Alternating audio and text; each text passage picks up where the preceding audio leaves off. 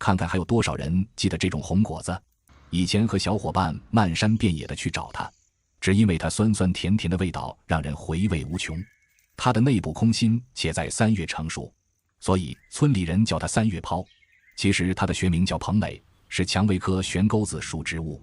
蓬蕾的果实不但酸甜爽口，而且富含多种维生素和膳食纤维，很容易被吸收和消化。它成熟的果实除了可以直接食用，还能用来制作成为果汁、果酱和果酒了。你那里还有这种红果子吗？